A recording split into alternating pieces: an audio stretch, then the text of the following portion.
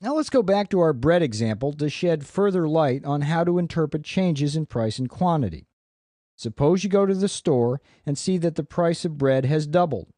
Has the demand for bread risen, or has bread become more expensive to produce?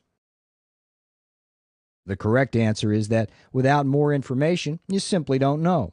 It could be either one, or even both. In fact, economists deal with these sorts of questions all the time. When prices or quantities change in a market, does the situation reflect a change in demand or supply? Sometimes in simple situations, looking at price and quantity simultaneously will give you a clue. For example, a rise in the price of bread, accompanied by a decrease in quantity, suggests that the supply curve has shifted to the left.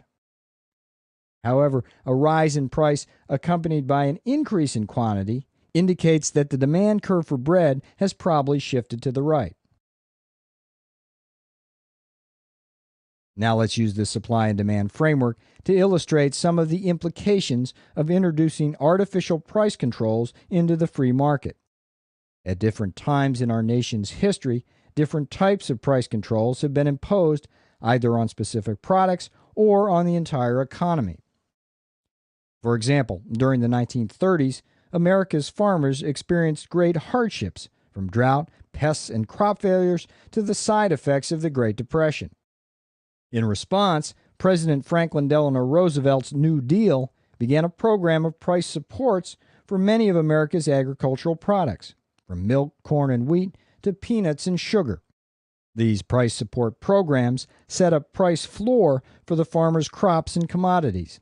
If the market price fell below this floor, the government would make up the difference to the farmer, in essence by buying up any surplus. This figure illustrates such a price floor for milk. As with all our graphs, price is on the vertical axis and quantity is on the horizontal axis.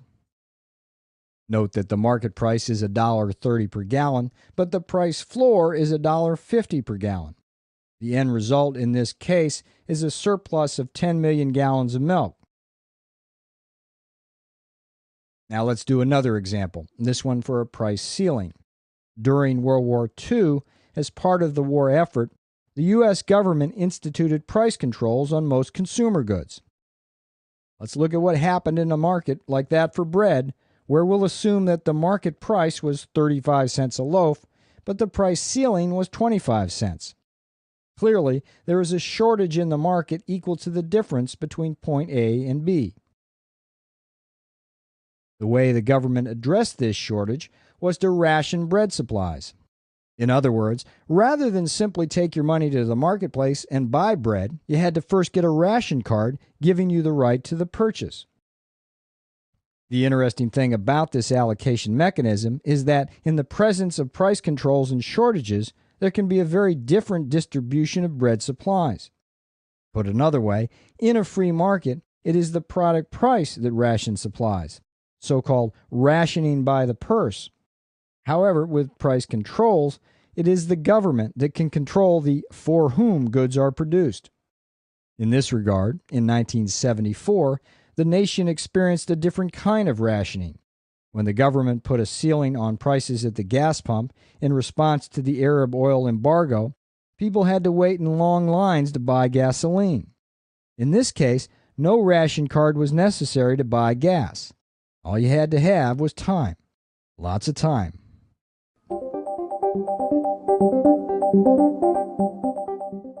Let's now take stock of what the market mechanism accomplishes. By determining the equilibrium prices and quantities of all inputs and outputs, the market, not the government, allocates or rations out the scarce goods of the society among the possible uses. What goods are produced? This is answered by the signals of the market prices. High oil prices stimulate oil production, whereas low food prices drive resources out of agriculture.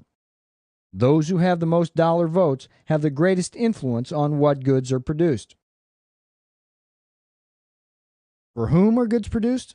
The power of the purse dictates the distribution of income and consumption.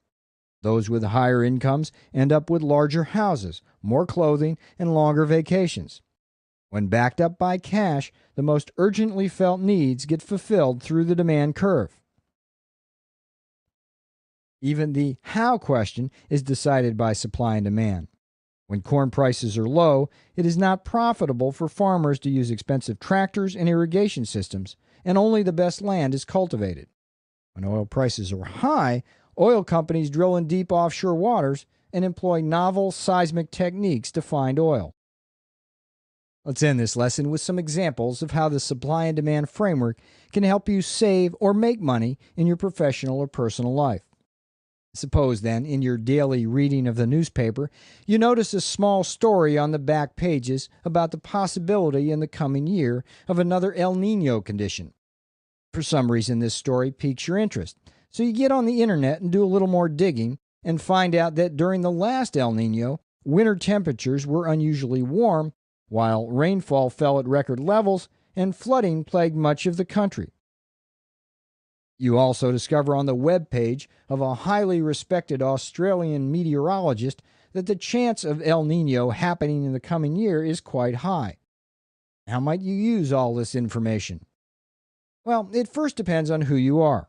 Suppose, for example, that you're the chief executive officer of a home heating oil company in Boston. Such news might be your first alert that, because of a warm winter, the demand curve for your product may shift dramatically inward like this.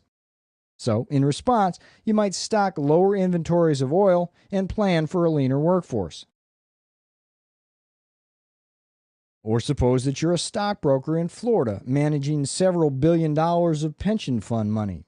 You might decide to sell your heating oil stocks and move some of those investment funds into companies that provide things like pest control and allergy medicines. This is because where there is unusually high rainfall, the flowering plants that cause allergies increase their growth dramatically. This shifts out the demand curve for allergy medicines.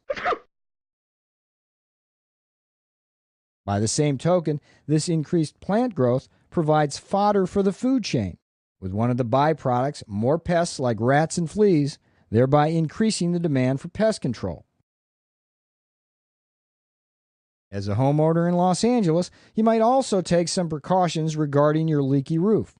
If you wait too long to call a roofer to fix it, you may find yourself in a very long line paying higher prices as the demand for roofing skyrockets in response to torrential rains.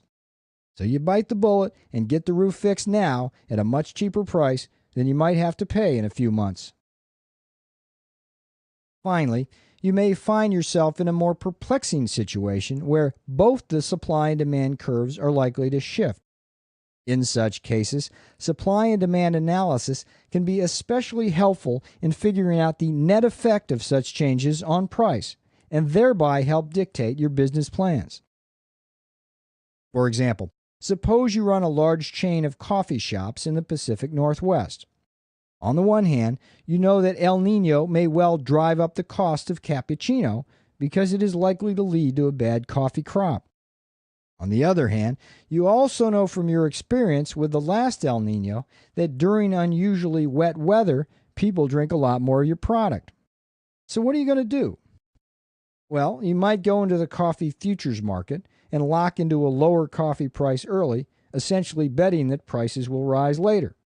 Be careful, though. El Niño might fizzle and you might be wrong. At the same time, if you decide that any demand effect will overpower a change in supply, like in this figure, you might decide to accelerate the construction of the 50 or so more coffee shops you have on the drawing boards. Of course, in business, it's all a gamble, but as a Chinese philosopher once said, chance favors the prepared mind. Or in this case, chance favors the prepared microeconomist. In the next lesson, we will delve more deeply into the mysteries of the demand side of the supply and demand framework. In the meantime, please remember that economics is not something to memorize, but rather something to conceptualize. So as you study it, think about it too. Your job and your business just might depend on it.